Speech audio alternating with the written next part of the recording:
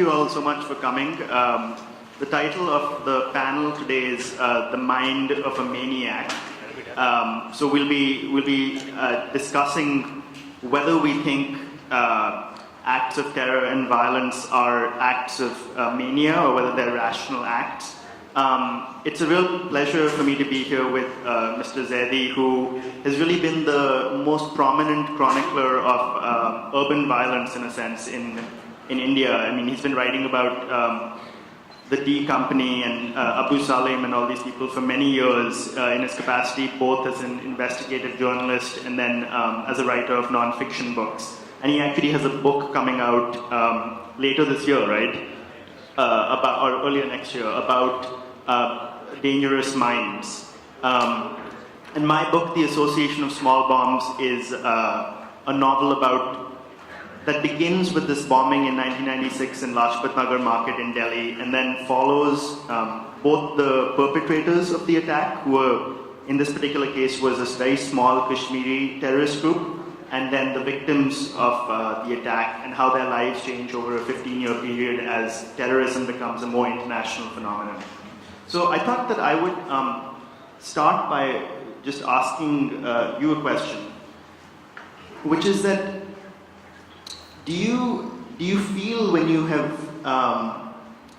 written about, you've actually met with characters who are they're hitmen or they're sharpshooters or they're terrorists, do you feel like they're actually very rational people, or do you feel that there is in fact a very irrational edge to their character?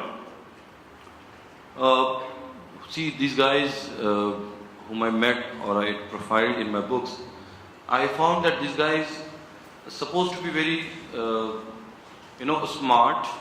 They are very calculated and strategic in their head about the job that they do. For example, killing someone or organizing a murder in coordination with few people of the underworld.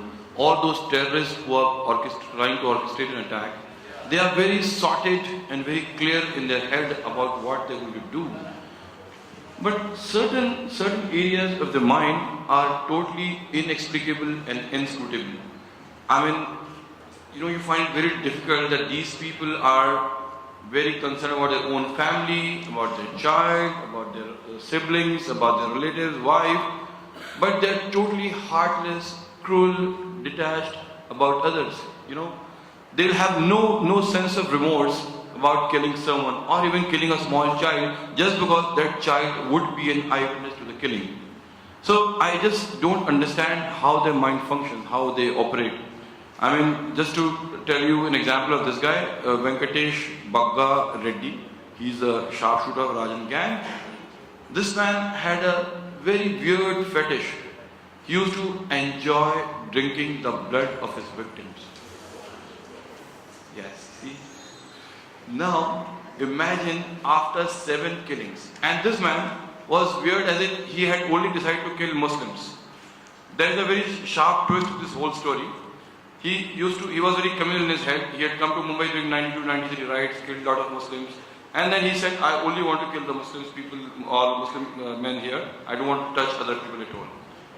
Now this guy was drinking blood. So when he was arrested by the crime branch, and when Pradeep Sawant wanted to question him, no amount of torture, 3rd degree, 4th degree worked on him. He said, I want a bottle of blood. Only then I'll speak up. Imagine that cops had to go around asking for a bottle of blood from the butchers in that area.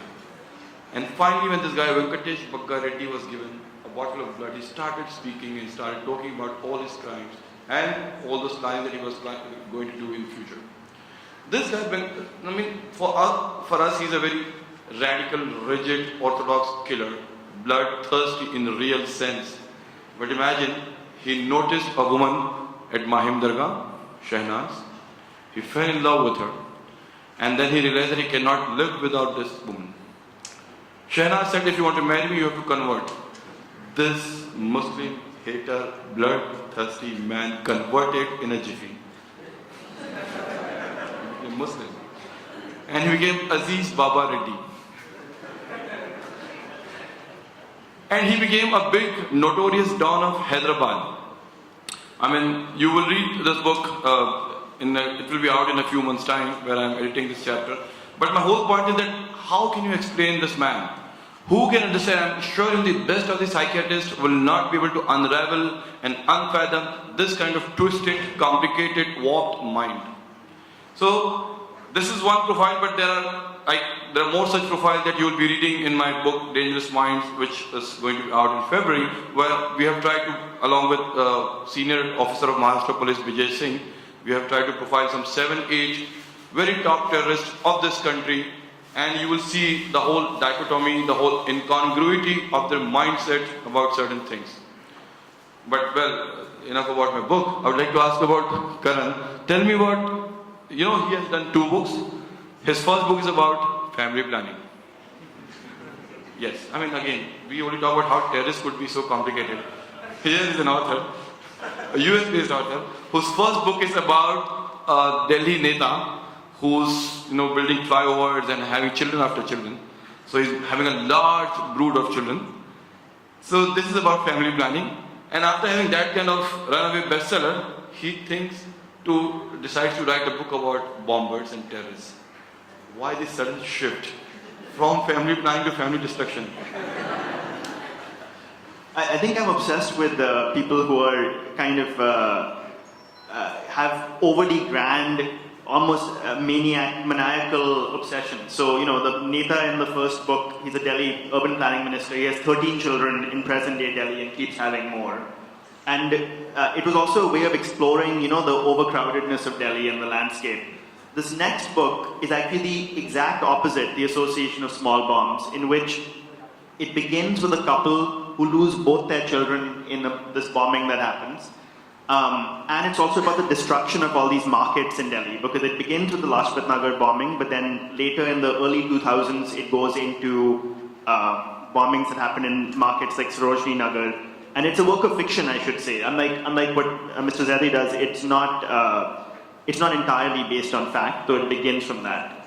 But in my case too, what I was drawn to is, why do people who are seemingly normal in some of their professional aspects, like this Neta on the one hand, or a terrorist who might have had a normal family life, how can they justify and do these acts that are clearly, kind of pathology?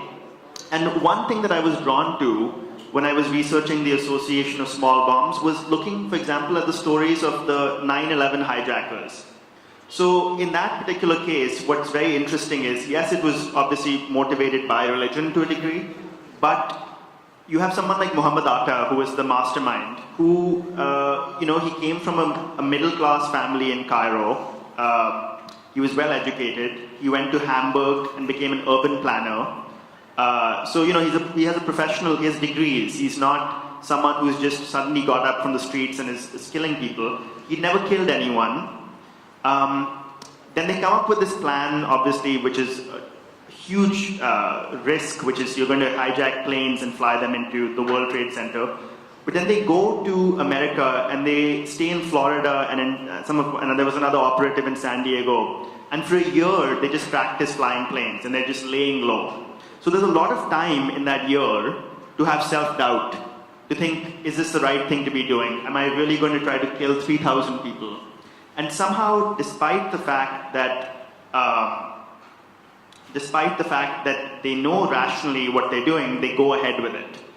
So that was a great interest to me, and a lot of the novel ended up being about how people like that end up justifying their actions, right? And it's different from let's say, a person like Reddy you were talking about, who is a cold killer on one hand, but also gets some actual satisfaction out of it. In this case, Muhammad Atta knew that he was going to die. His entire life was going to be gone. And one realization I had is that sometimes people enter these mindsets, and we're seeing this all over the world right now, where people become obsessed with this idea of clans, or of religious groups, or of ethnicities. Like right now in America, there's obviously a big white nationalist movement going on. And they start to see the world as a battle between clans, where you have to actually bring down the other clan. So that's one thing. The other is a kind of economic justification when it comes to terrorism. So after 9/11, Osama bin Laden, a few years later, issued some statement saying that, the economy of America is doing badly and it's because of what I did. And his answer was, look, America was going along just fine. We caused this small little irritation to them. Really, in world historical scale, 2 buildings falling is not that huge a deal. But America responded by going to war in Afghanistan, going to war in Iraq, getting stuck, having a big national debt. Then the Congress and all these things in government stopped working. There was a slowdown in the economy, and Osama was taking credit for all of that. He was saying that I actually ruined the American economy. So that was an interesting thing too, to think that sometimes people who commit these seemingly irrational acts have very long-term goals. And actually someone like Donald Trump to me is kind of like a response to 9/11, that the country is still filled with fear of this one thing that happened 15 years ago and now is in the hands of a demagogue. So, someone like Muhammad Atta could have actually said, oh yeah, I did something crazy, but it had a real effect.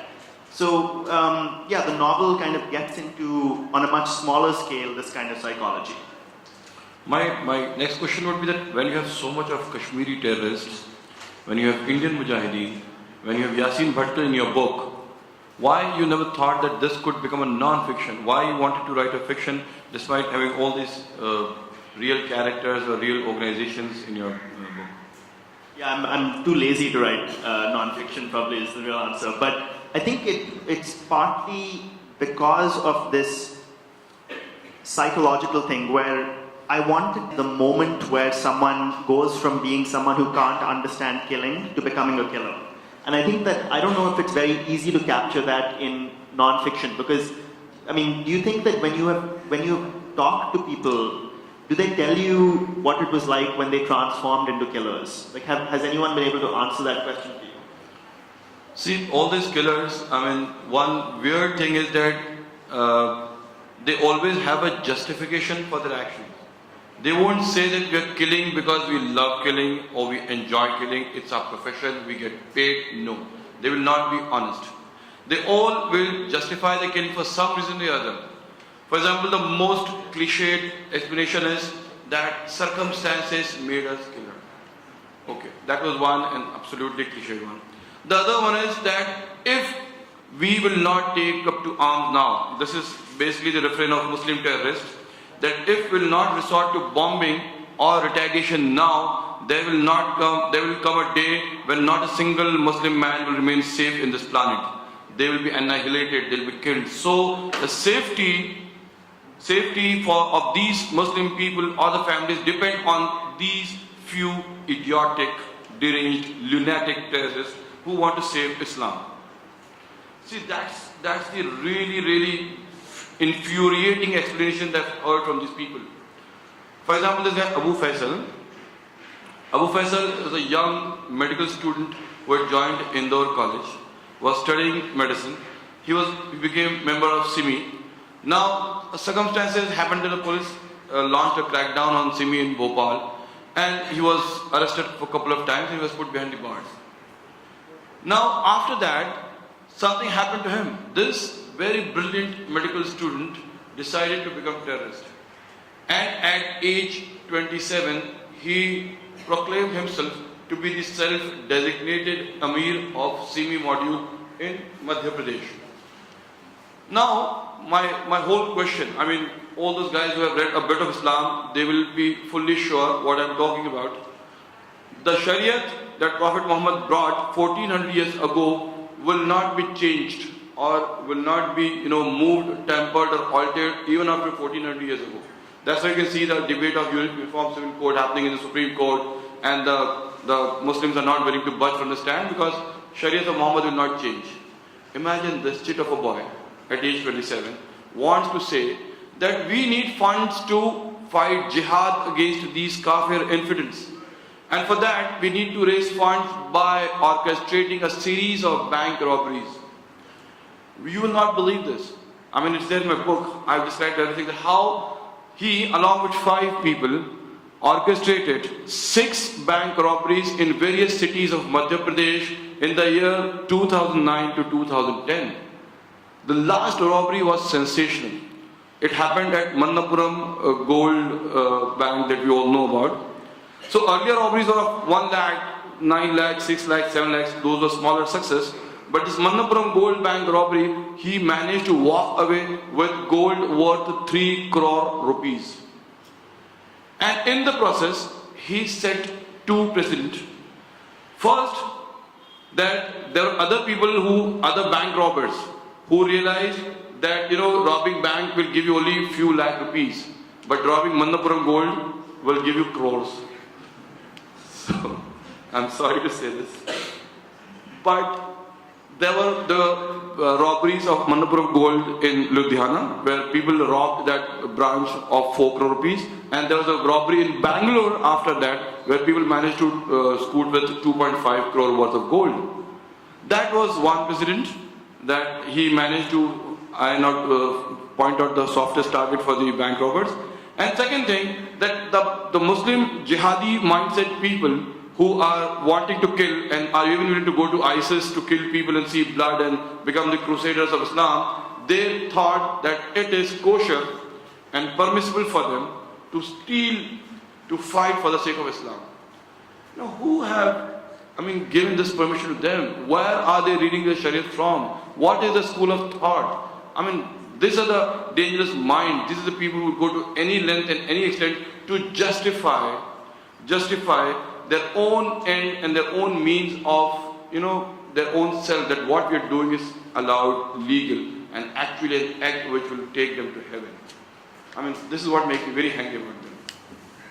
Yeah, and there's an aspect of this which, as you were speaking, I was reminded of, which is that the reason that terrorism, in a sense, has increased so much in the last 10 years, I think has something also to do with the increase of news media and different kinds of outlets. The internet, you have many channels, and that it is a quick way to get attention, right? That's one thing I was writing about in my book too, which is that if you realize that you are fighting for a cause that the majority does not stand for, if you do a non-violent protest or you do something like that, it's not sexy. It doesn't generate eyeballs, as they say on the internet.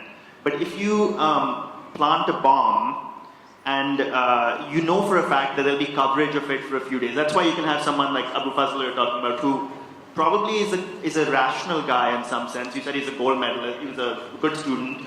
He was with SIMI, which was actually an activist group before it started to splinter.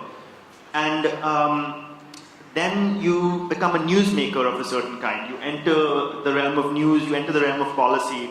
And another thing that these bombs do, especially when you talk specifically about Islam, I think, is that some of these people, some of these terrorists aren't happy with the fact that Indian Muslims are Indians. That they want to create a situation where rifts are created between communities, right? That they want to, and their whole idea is that in fact, most Muslims are not very ideological. They're just normal people going around their lives just like Hindus are.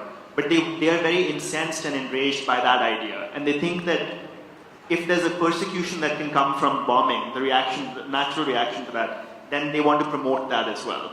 So it's, to me, what's so strange about everything we're saying is that there's such a long-term justification for these horrible short-term actions, including things like robbing banks and so on. The question I had for you as someone who's reported on, how many years have you now been reporting on violence? 21 years. What has it done to your mind?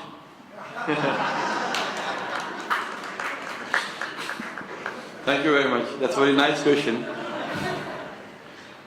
But since I don't have a straight answer to this, I will try to take help from an analogy. We all know about those pathologists who check blood samples, urine samples, stool samples.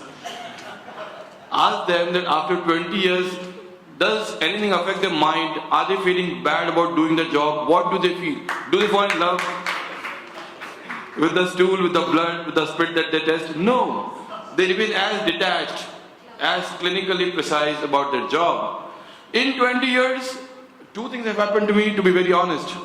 One thing, the first, that my hatred and my anger towards violence have increased manifold. thinking that violence cannot be answer for any amount of violence, whatever they do. And secondly, whenever someone comes and he tries to say that for the sake of Islam, I want to do this, I want to do that, I want to do that, I start distrusting that Muslim, howsoever devout he may be. Because, I don't know, this is, as a Muslim by birth, myself believe that this is the religion of God and He will take care of this religion. We are nobody. We don't have to really bother and worry about Islam by killing people, by bombing people, by trying to do something that, oh, let Islam survive and it will be only because of our action. No, we cannot. We need not. It is He who has promised and He will take care of it. Why? So these are two things that have happened to me. One small story that, I want to tell you about this guy in Iraq. He is a terrorist. This man that I met, Abu Omar, he is a very violent terrorist. He takes pride in killing a lot of people in Iraq. I just want to give you an example how these people have their own vested interests, their own ulterior motive for doing things. It's a long story. I'll just try to summarize it in a few words if possible. I was trying to, soon after this Iraq war, I've been to Baghdad to do something on this war, this Saddam's downfall. And I've done a lot of good stories. But after a while, my stories dried up and I had no other story to file. So I started looking for some gangsters in Iraq.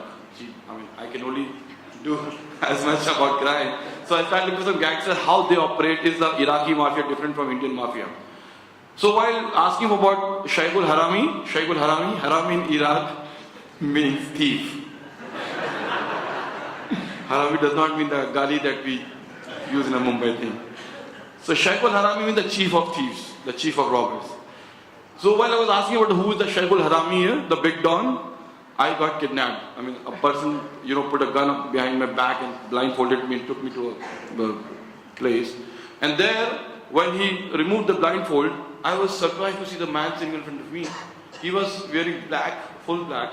And I don't know if you guys have been to Arab countries and seen that Arabs normally have a lot of hair on their face. They have beard, they have mustache, big hair. Somehow they are not averse to facial foliage.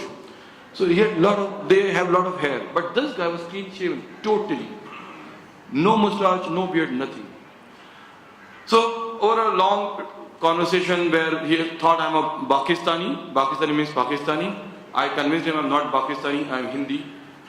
But all the tuta-futa Arabic that I can speak and I can convey what I wanted to. So when he realized that I'm Hindi, I'm Indian, he was very happy to hear that. And suddenly he started jumping with joy.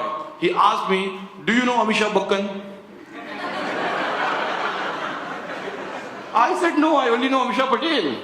I don't know Amisha Bakkan. He said, no, how can you be a Hindi and don't know Amisha Bakkan? I said, no, I really don't know Amisha Bakkan. At that time I can't realize what he's talking about. He went inside and he opened a cupboard and he brought one photograph of Amitabh Bachchan. In this photograph, then I realized the reason for his being clean shaven. That photograph of Shakti where Amitabh is dressed in black and he's holding a gun like this. He said, this is Amisha Bakkan. I said, oh, this is Amitabh. So that surprise and kind of, oh, I know him, he misunderstood that I'm a friend of this man. So he said, oh, you know him? I said, yeah, I know him. Yeah, he's a big star in our country, all that. So he said, I will let you go. I was planning to kill you today, behead you. But I will let you go if you write one Karar Nama. There is, the contract that we have, that you sign a Karar Nama, that whenever I come to India, you will take me to meet Amisha Bakkan. Now, in 2001, 2002, I thought I just have to take him outside Pratiksha and be done away with it. So I said, yeah, why not? Please, sign whatever you want, let me go. So he let me sign on that Karanama and then he hugged me and he gave me very nice Iraqi meal, lot of food and all. And I was very happy. See, apart from this funny story that saved my life because I pretended that I am a friend of Amisha Bakkan, my whole conclusion for the story is that how frivolous this man was. He was supposed to be a big ringleader. He was supposed to be the upholder of justice. He was supposed to be doing so many things, but imagine one film star's name.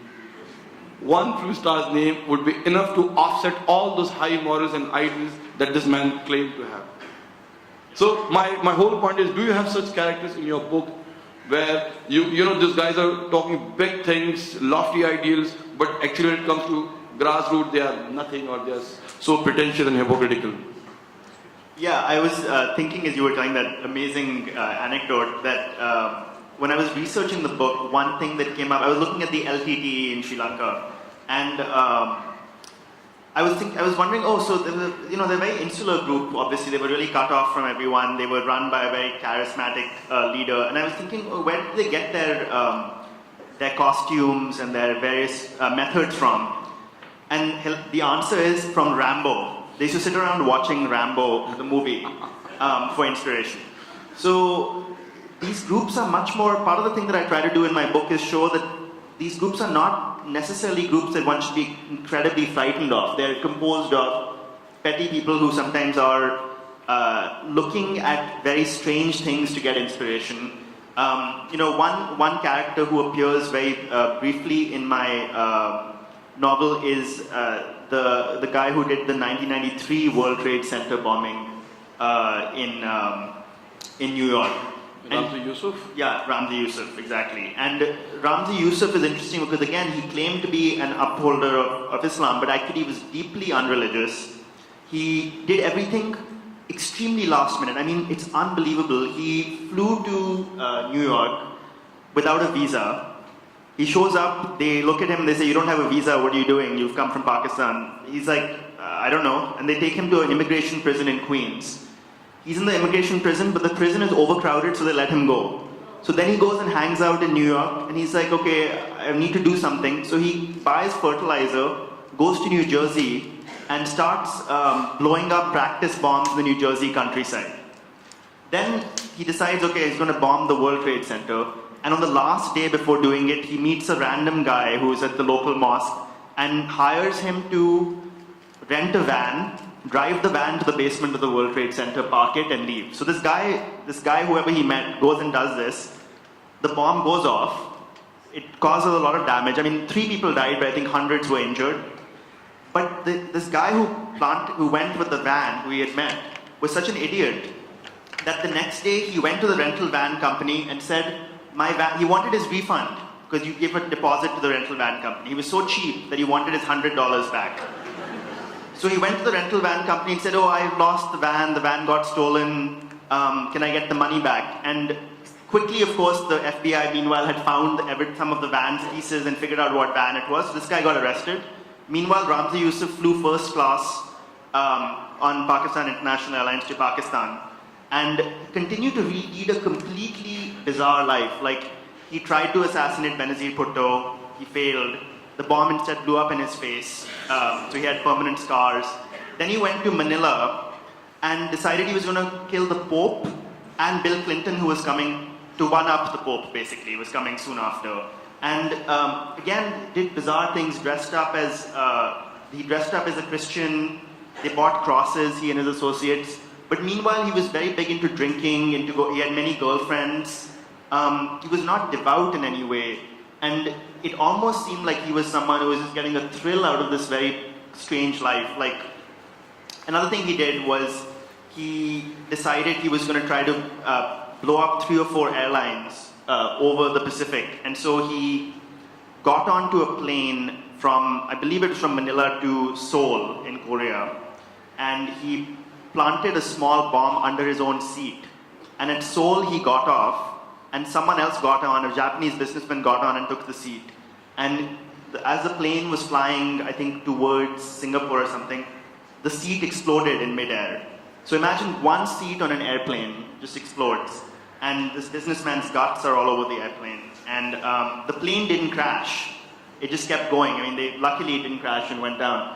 And it landed. But the amazing thing to me about that story, about this guy, is that he actually did a lot of stuff in a certain way, but it was all last minute. It was all by based on, as you said with the story you were telling, on some kind of frivolous impulse. He didn't have an ideology, and it makes you frightened, but actually it should make you calmer if you're afraid of this, which is that these guys are not on top of what they're doing.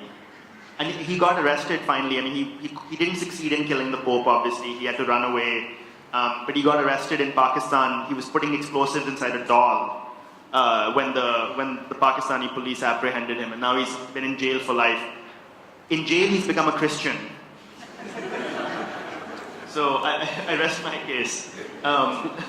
So whatever happened to the army of Allah? Yeah, exactly. But the next question I'd had for you was, do you, when you actually go and talk to some of these people, over the years, have you had to evolve a strategy for how you will approach them? Because, you know, they certainly are not used to meeting journalists, right?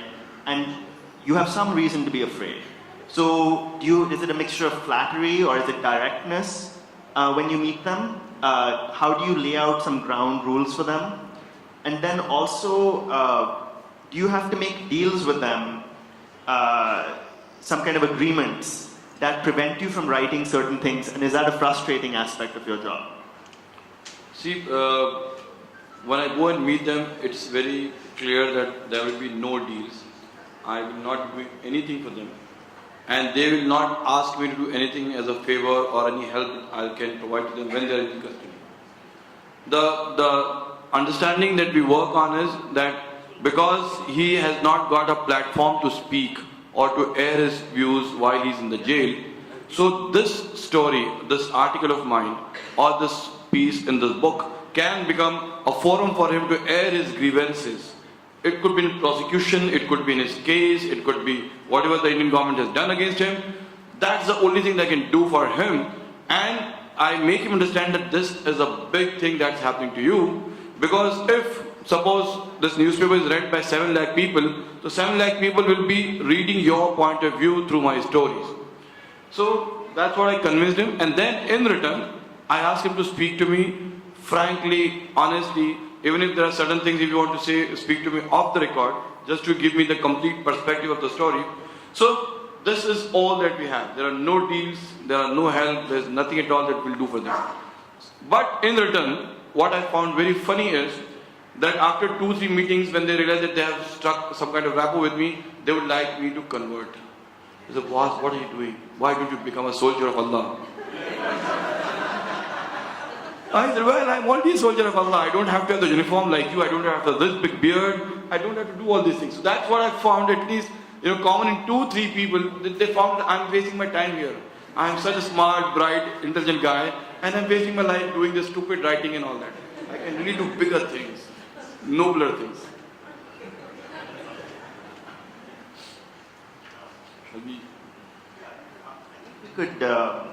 We could see what time it is. We can maybe open it up for. Yeah, I think we're a good moment. So yeah, if the audience has any questions, in the front. Yeah.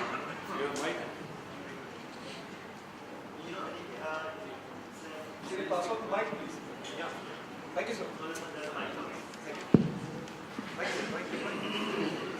Good afternoon, sir. I've read many of your books. I want to know what happens to the profit from the proceeds of your books. Do the people you interview, for example, the terrorists, you interviewed Abu Salam, okay? You make profits on the book. Does he get a dividend from it? What happens to the proceeds? You're definitely making good money on it. What happens to it? I have a family to take care of. Yeah, but I just want to know. And there is no cut or no percentage for these people from my book. They get nothing, right? Nothing. They get nothing. They just get publicity, nothing else. Nothing else. Thank you, sir. Thank you. I want to ask you, Hussain, I want to understand the making of your mind. How did you get onto this kind of a profession? I mean, what drove you to this? That you wanted to write about, I mean, it's like playing with fire. There's a You can Dubbari tell us kahani about behind your this. journalism and how you came about. I told you that there's a Dubbari kahani. And I would say that it's like all those terrorists who say that circumstances made them a terrorist. Circumstances made me a crime journalist. I was a businessman. I was like being very good while I was doing some small business of exports. and I failed as a businessman, and I joined a business magazine. And while covering business for this exhibition world, this magazine, I thought I should try my hand at mainstream journalism, but no one was willing to help me. So I met this guy. I mean, I thought it was a guy. He was a very brave guy at Times of India, writing against Dawood Ibrahim, against politicians, against police, against everyone. So I thought I'll contact this guy and I'll try to get some help. But it turned out it was not a guy, it was a girl. It was a very good-looking, beautiful girl. So I married this girl.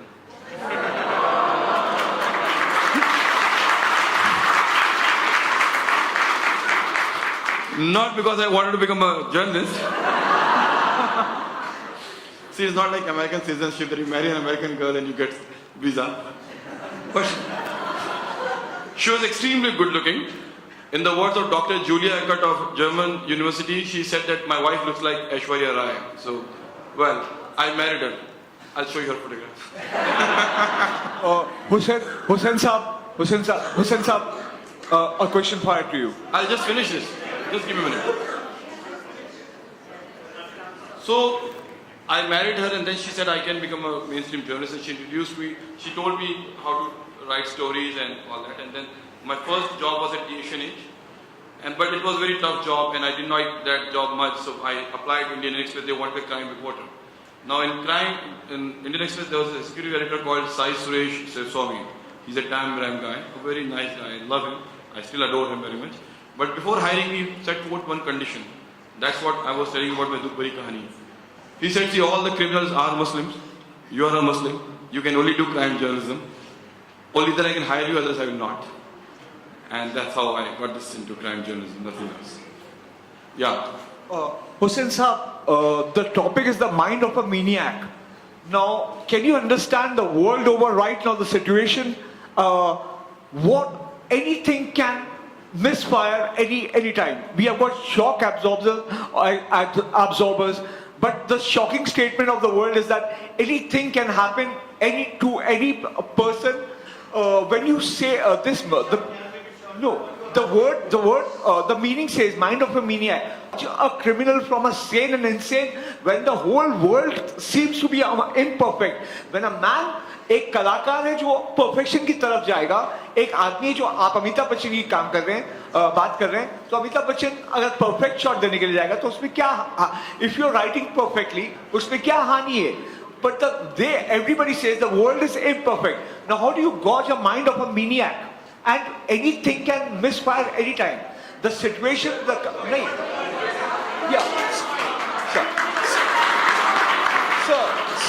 Sir, coming to the point. The question from my side is, now see, your pressure. Yeah, the mind of a maniac. See, you have made all me. So let me come back. Let me come back. Hello, Mr. Zaidi. I'm Rohit. I have a question for you. You studied the minds of maniacs. Have you tried to interpret the minds of the women in the lives of these maniacs? Are they supportive? What sort of, are they trying to be a positive influence in their lives? What do they contribute? Wonderful. See, in this book that is due to be released by Penguin in Jan Feb, Dangerous Minds, one of the profiles of a woman called Fahmida Sayyed. Now, her husband Hanif Sayyed, he returned from Gulf after getting thoroughly brainwashed and wanting to cause some violence and bomb blast in Mumbai. But he was very unsure, he was very uncertain, and he was not, he was not able to push himself to, make bombs and plant bombs. One day he sat with his wife and he opened up and told her that, Fahmida, I want to, take revenge for Gujarat and I want to kill these people. Now, until then, this guy was so unsure and uncertain about his actions. His wife, Fahmida, she convinced him that, okay, let's set up an organization called Gujarat Revenge Force, GRF. Let's assemble 4-5 good, like-minded people, and then we can bomb the entire Mumbai. And after that, a series of blasts happened in 2003 and 2004, where you will know that there was a blast at Gateway and Zaidi Bazaar, which killed 25 people. Now, had this woman, Famida, not inclined towards violence or would have stopped her husband, maybe Hanif would not have become a terrorist. And you know, the coldest part about this woman was that she planted a bomb in a BST bus. She came home, while returning, she bought some vegetables on the road. She came home, she cooked for her young children, she served food to them, and she put on prime time television channel to see the number of casualties because of that bomb blast. I mean, tell me how cold a terrorist can get. How totally discontented or inhuman a person can be. For us, women are like the personification of compassion, love, affection, giving. Look at this woman. Why? So my whole point is that there are men and there are women, and both are like equally cruel if they want to be, equally heartless if they decide that they want to be like that. Hi, my name Hussain is Saab, Ayub Khan. just a question for you. Wait, hold on, please, sir, please, sir. I'll finish off. Sir, please, sir, please. Sir, I'll finish off. sir, man. please, sir. I'll finish off. Sir, Finish. Let's keep it brief and quick. Since a man is a product of his society, so a question to you that a relationship or a husband-wife, relationships can bomb off, and because of the wife, एक मुस्लिम साहब भी थे tiger मेमम शायद वो भी अपने परिवार के भाइयों के लिए या वाइफ के लिए कुछ ऐसे Not because of wife. It was personal revenge against. Yeah, there was nothing but his wife. against Islamic. Yeah, I mean against Mumbai Hindus. So okay, so the mind of a maniac can lead us to so many things. It can, I mean,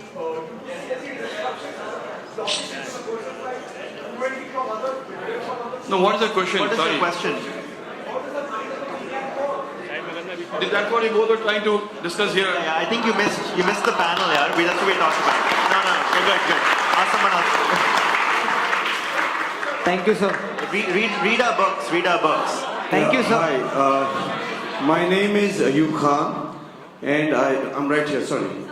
My Sir. name is Ayub Khan, and I believe this is a very apt title, The Mind of a Maniac. How do we assess that? I believe there isn't enough speech happening in society, free speech, where gatherings like this on a very fair and open level, where people are able to come and voice their ideas. The idea that I'm trying to propose over here is there's something in London which is called Speaker's Corner, where people with maybe radical ideas, maybe religious ideas, or maybe whatever they feel about society or politics, they have a platform where they can vent their point of view, and either they can be countered, and that helps society to get a better understanding. By not having any of those platforms, I think society is at some level getting stifled, and there is a lot of frustration that is building up. I think we are very privileged that we can sit over here and we can have this conversation. But I feel this kind of a forum needs to be propagated more within society, where you will not be termed as anti-national for having a point of view. I think it is very important to get mindsets out in the open, where people can freely debate it, talk it in front of society without having been persecuted for it. You're right. I mean, you should try to initiate such a movement where people should come along and try to have this kind of organizations or this kind of meeting where people can vent their ideas and. I don't know whether the government allows this kind of a forum where you are allowed to go to maybe a Maidan and stand up over there and start speaking. And I'm saying, I think as society, don't we need to propagate kind of a legislation where they feel this should be allowed? Okay, we have last maybe 1 or 2 questions at the max. We are going to take a question here, sir. Okay. I'm studying right now. I read one of your book. I didn't read it fully, and I read the Dongri to Dubai. I read it almost half. So what happened to me was I was quite influenced by the thinking. I was thinking about the book all the time, even while I was not reading. I was like I got into the criminal-minded stuff. So I'm really sorry about this.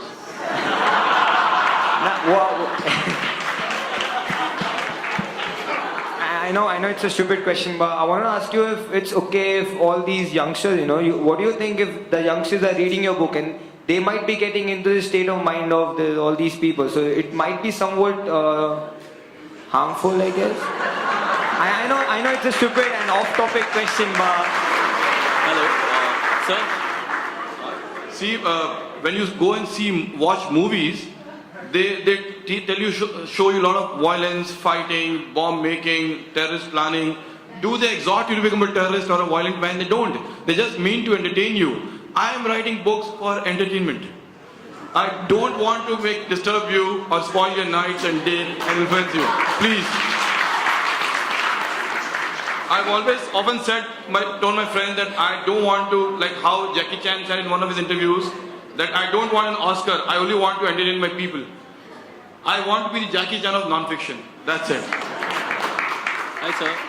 Hello, sir. Hello, sir. Sir, I have read your books and as well as Abid Surti's Sufi. So, most of these gangsters, right from Hazi Mastan to Manya Soren, they're born, brought up, evolved in some particular areas like Sandhurst Road or Dogri. So, has there been any attempt to bring some reform on all these areas, or do you suggest some remedy, or have you proposed some remedy to the government? See, it has to come from the people of that area. The intellectuals of that area, who live in that area, who live in that region. Unless they don't decide, unless they don't take initiative, nothing will happen. See, it is written in Quran that Allah will not change the condition of the people until they change their own selves. So the initiative has to come from the residents of Dongri, South Mumbai or whatever, to bring about a change in the society, in their own area. That's how they can change. But sir, is it in their hands? Are they capable? No, I completely agree with you. But as per their socio-economic structure, I don't think they are capable. Sorry, I could not hear you. Sir, I'm saying, is it in their hands? Are they capable as per the socio-economic circumstances of their, things? How can, Dalits of, Lakshman, Bihar can protest, evolve, rise above Bhumihars and all? So, Education, knowledge, by learning. 60 years. Sorry? More than 60 years now, I'm saying unless those people don't educate themselves, unless they don't enlighten themselves by learning and by going for higher education, nothing will happen. They cannot expect the government to come and give them lollipops to change their life. They'll have to change their life by studying, by working hard, by going towards progress and ahead in life. Hello, sir. Hussain. I just want to ask, has there been any professional psychology study done on terrorists or the minds of maniac, and what are the measures they taken to prevent this from happening? The professional psychologist? I'm talking about the psychology study of terrorists, and has there been any counseling done to them? And See, one officer from Odisha, Mr. Sudhanshu Sarangi, is doing a thesis for university in Leeds, where he's trying to profile these 41 people and trying to do some kind of analysis and study about these terrorists. So I think that thesis will be released sometime in 2017 or 18. So that's the only proper in-depth study, psychological analysis that has been done on the terrorists of India so far.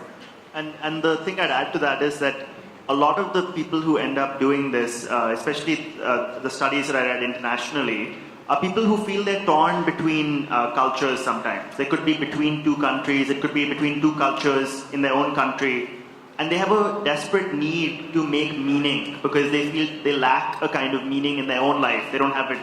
And so the meaning can then come from a kind of radical religion, it can come from joining a group of gangsters, and I think that can lead to a kind of action. So the psychological need to make meaning in human beings is very large, and I think sometimes it takes on a negative aspect as well. Mr. Hussain, we hear from anecdotal reportage that there are threats against businessmen in Bombay, demands for ransom as well, even now. Can you tell us a little bit about that? See, now the main organized gangs are more or less inactive. Dawood has kind of retired and he has been told by ISI not to do anything openly in India. Chota Rajan is in Tihar jail. Abu Salim is in Taloja jail. So Ashwin Naik is not active anymore. My whole point is the main gangs have been totally either behind the bar or have been asked by their political masters not to work. It's only splinter small gangs who are now trying to cash in on the fears of mafia in the past. So what we can do is that we can just ignore them, take police help, or ensure that we don't get cowed down. Because imagine, these guys only work on our fear. If we refuse to be afraid, they cannot take advantage. That's it. Okay, this is the last question that we'd like to take. What I believe is that religion kills more people than anything else. Sorry, wrong. It does. Most of the Tell me, does Christianity, your people, is Islam not a compassionate religion? I'm not Is talking Hinduism not an ahimsa religion? How?